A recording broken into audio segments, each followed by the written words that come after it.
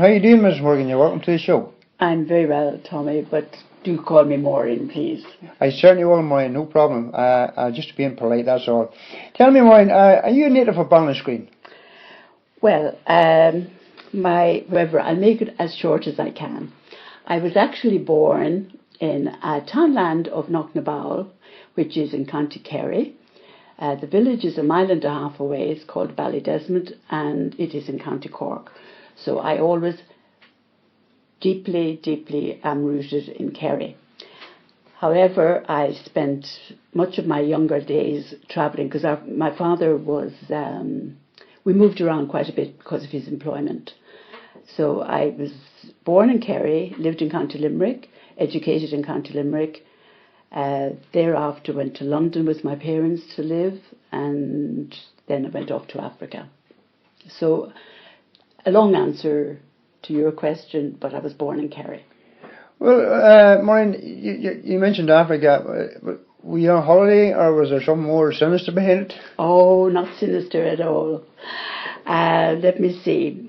I went to Africa in 1966. The 1st of January, I took off from London Heathrow Airport, and I spent 3 years out there working for the Malawi government, which Malawi had just become independent and was now in the process of becoming a republic, so they were recruiting a lot of expatriate workers to go out there and, I suppose, help with the transition. So I was one of those lucky ones. And off I went, and I spent 3 years there. Now that was an amazing 3 years. I had incredible experiences, both from a working perspective and from the point of view of really having a very grounded experience of what life was in Africa, because expatriates who live there have a very privileged lifestyle, but sometimes they don't get in behind the scenes and get to the natives and get to the villages and to see exactly who the people are, what they're about, and what their lifestyles and culture are all about either. So I was working in a very privileged job. I was this small young lady or young girl from Kerry, and I was working in the Parliament building in Zomba, which was then the capital of Malawi. And I worked for the Speaker, the guy that wears the wig. And I thought that was an incredible job to be doing. For somebody who hadn't gone to university or any of those high-powered education. But it was amazing how that particular job led me to a very, I would say, I have to put the word providential experience, because I was away up on business with my boss and other members of Parliament from England. And we were in a place called Mzuzu in the northern part of Malawi. And there I met a priest, a white father, who turned out to be a cousin of my mother's from Ballydesmond. So here in the middle of Africa, I meet somebody who's related to me. And that meeting was providential because he in turn invited me back to spend time at their mission. And the mission that they had there in Mzuzu was the Medical Missionaries of Mary, who have their headquarters in Drogheda in County Louth, had a hospital called St. John's. And I stayed with them, and I worked with them in the office in the hospital. And so therefore I was introduced to Africa in its real state, behind the scenes, no pomp and ceremony, just absolutely meeting the people in their homes, which were round shacks in those days. I was privileged to be with the sister doctor she came from Ireland, Sister Hilary, and she took me out, and she actually showed me operations. I actually helped her to deliver babies, and I'm not even a nurse. So that was that experience, and I went back to there a lot. A second experience during that 3-year period was that I went to what was then known as Rhodesia, which is now Zimbabwe. And again, met sisters from Limerick, the Blue Sisters, who ran a big hospital in what was then the capital city. Now it's called Harare. It was then Salisbury. And again, that introduction to the mission experience.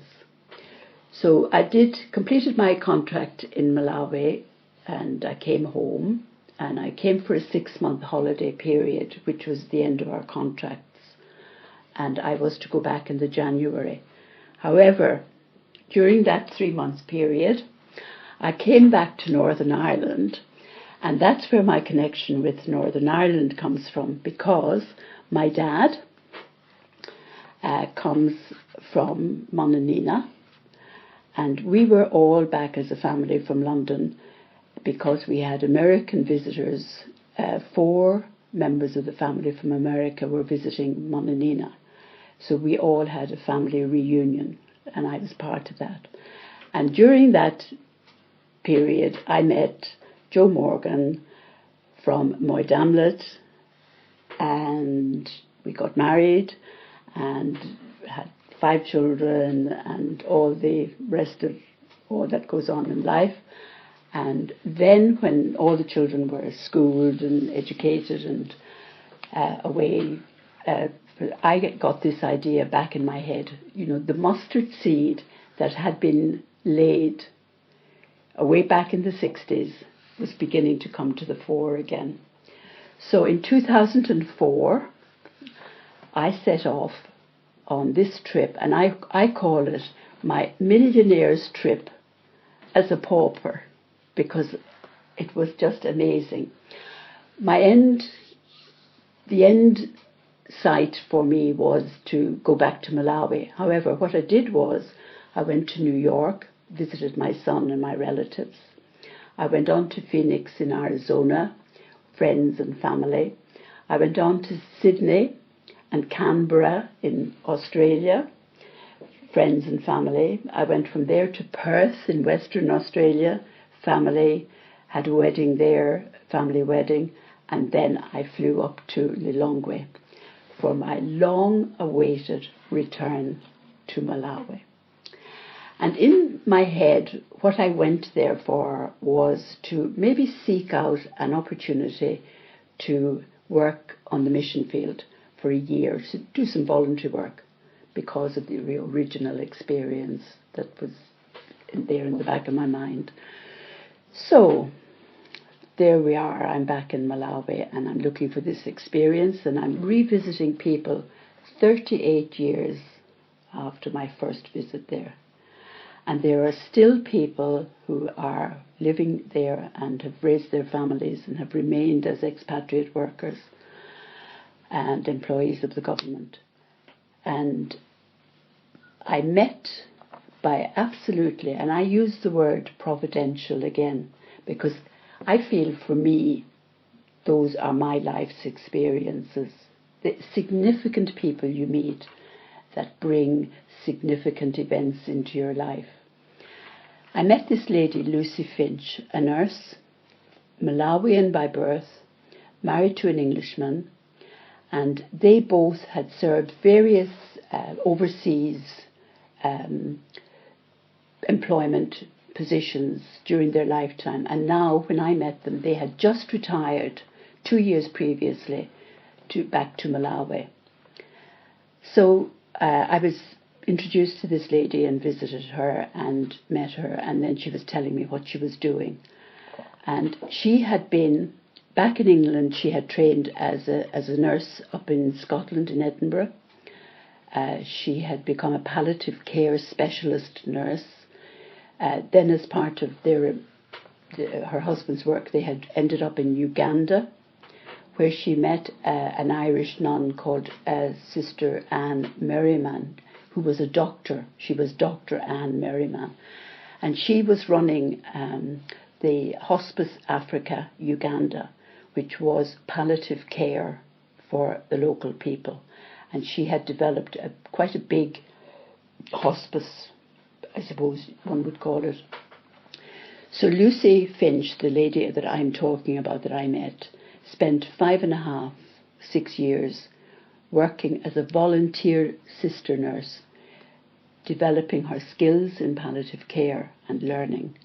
And that's what she brought back to Malawi when she retired there with her husband. That we would get up, they would have breakfast, and then we would go out to the house, and there would be a line of people, a line of villagers outside the house, and they were coming to see Lucy, the nurse. And in Africa, when you're out in the bush, a nurse is a doctor. Everybody comes for healing. And she was beginning to buy medicines and facilitate, their sicknesses. And then when they were really sick, she and her husband would drive them to the local hospital, which was 25 kilometres. That's what they use out there, kilometres. And they were, I was just amazed at what I saw. These two people had retired, and here they were giving freely of their time, expertise, and I was really taken by it. So having been there for a few days, now I was going to be a month in Malawi at that time. That was the period that I had kind of allocated to be there, to do my recce on finding someplace. But when I met her, I thought, do you know something? I really need to go back home and do some fundraising and get some money for Lucy to do the work she's about. So when my month was over and I'd done all my visitations and done a whole lot of, just going back and seeing the places that I had been for the 3 years previously, which was now much further south from where I was actually. So I had been based in Zomba, which was in the central part of Malawi. So I'm now coming a little bit further north, and where I am is in a place called Salima, and it's on the lake shore. Lake Malawi is a huge lake. I think it's one of the third largest of those big lakes. And it almost has a sea influence because it has waves and just like beaches and everything. So it was, let me see now. So yes, so I came back via London, and I met up with my sister Bridget and her husband. And Lucy's daughter was married in London, and her husband came to visit me. And we talked about the work that Lucy was doing and the fact that they had, that they were using their own money and that really we should really do something about it. So that laid a bit of a foundation for something that was going to develop into something much bigger. And within a year of that meeting and within a year of me coming back, we had actually set up a charity to support the work that was going on out in Malawi. So I think I raised quite a lot of money in that time. I was really enthusiastic. Would you put a figure on it, Maureen? A figure? Yeah. Thousands, I would say. Yeah, thousands. But I had so many people who supported me during that time. So many really, really good people. People like Lawrence O'Kane in Draperstown Pharmacy. Lawrence, so good, sent medicines out there free of charge that were needed, medicines that they didn't have. When we talk about medical provision here in Ireland and the north and in England, they don't have anything. I mean, they have basic, maybe paracetamols and aspirins, but there was the cases that were being looked after were people with HIV/AIDS, which was in a very, very high percentage of people. Cancers, all sorts, malaria, tuberculosis, all of those diseases, life-threatening. Lawrence would have sent medicines out. I'll tell you the followers I have in Ballinascreen. Maurice Regan, who owns the Market Inn. Maurice would give his facilities, and he has one of his members of staff is Fergus Layden, and my own brother who goes into Reagan's. He and Fergus and Morris would have run dances and various things to make money. And now they have actually developed a dance session once a year, and they make that a fundraiser for Ende Moyo. So, before I go on to the list, there is actually a fundraiser coming up at the Market Inn on Friday, the 6th of May, a date for all your listeners out there who are going to be hopefully listening and taking note. Friday, the 6th of May, music by Good Trouble, and donations are £5. The other people around Ballinascreen, Conor Lynch and his dad, Dennis Lynch, down at the supermarkets, Eurospar. The primary schools in Draperstown, immensely, all so supportive. And I want to tell you a wee story about St. Colum's Primary School in Straw. They actually collect pennies. And those pennies, over a period of a year and a half, I think it was, actually amounted to over £1,300. You know, it's just amazing.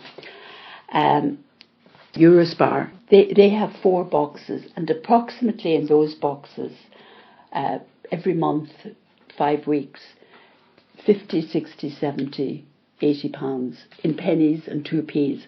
So we always say, look after the pennies and the pounds look after themselves. There's no doubt about it that they amount up. You should see Breach and Mickey Lawless and myself counting all these pennies on the kitchen table. Many a person comes in and has a good laugh at us. Breach and Mickey are 2 brilliant helpers behind the scene. There are many anonymous donors for me. People from Marifelt and Cookstown who donate money to me. They don't want it known. They just give the money because I suppose they know me. They know that I know the charity. I know the people who run it. And I know that the money is used directly for the use of the people who need it out there. So therefore, I guess that's why they're so generous. Well, would it not be fair to say, Maureen, that might be one of the big hang-ups that people has as regards giving money to charity? The fact that it all gets there. I think it's singularly the most important question that people now ask when you are out fundraising. Is the money going direct?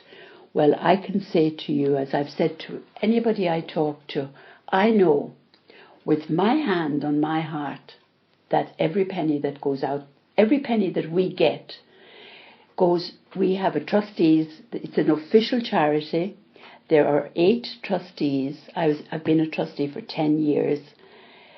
We have a treasurer, we have a chair, we have really professional business people who look after the charity, and not one member of the trustees takes a penny out of that for their services to the charity. Not even now postage stamps, or we do everything. Letters, they're all done by each individual. So every penny that goes out goes for the benefit. Now, obviously, over the years, I have to tell you that before I actually go on, I also want to say to you that the other people, donors who subscribe over the years by direct debit on a monthly basis, that amounts to, people give £5 a month. It amounts sometimes to £300 and £400 a month. Amazing to know that that amount of money is coming in, and that's from Ballinascreen. That's from Ballinascreen, not to talk about the other people who have their contacts, and lots of volunteers. The volunteers who come in behind you when you're fundraising and want to help. And I want to tell you very briefly another lovely story. There's a guy who's well known in Ballinascreen, John Conlon is his name. He actually lives in Marifelt. 2 years ago, on his 75th birthday, he walked from Mizzen in Cork to Malin in Donegal, and he raised something in the region of 17 to 18,000 pounds for the charity because he had been out in Malawi. So we're saying that was 2004. I've been out at the centre 2004, 2006, 2011, 2013 for 3 months on each occasion. Now, over that period of 11 years, 11 plus, the centre has grown obviously from nothing, just Lucy and Tony working from home with the villagers, to having a centre. They call it Endi Moyo, and the translation of Endi Moyo is the place giving life, and that's exactly what it does. Every day the villagers come, they walk, they come on bicycles, they come in ways and means that we have no idea. Transportation, you see people walking miles and miles and miles just to get help. And what they get at Endimoyo, they get a cup of tea and they get a bun. Unheard of in any place. There are hospitals I've been to. We have no idea. I have seen 2 patients in a bed, and I've seen a 3rd patient under a bed in hospitals, but not at Endimoyo. Every patient is treated as an individual, and they are given dignity, respect, hope, tender, loving care. And the numbers have grown from whatever number would have arrived at the doors in the village to now over 1,000 people have been helped. Now, a lot of people, it's palliative care, and it's not a work that is maybe, because it is for people who are very, very ill, dying, who need a lot of help. Now the charity has grown to the point where they actually have a new centre, and it's about to be opened later this year, because the demand for the service and the dignity that they receive at the centre, the place has grown that it's beyond. The place they have now is so small, it just can't cater for the people who are coming. They have an ambulance. Twice a month, they go out to the villages. The ambulance, I say, it rocks and rolls through the countryside, because quite often there aren't any roads. It's through the bushes. And it rocks and rolls, and it brings the patients in, and they come in on 2 days in the month, and they get a full dinner. And that dinner, when I was there, was being cooked on an open fire. If you can imagine 5 or 6 bricks out in the backyard, and sticks put in and lit, and the saucepans on top of that. That's how they cook their food, in huge, huge saucepans. And those patients, and they get a huge plate of food.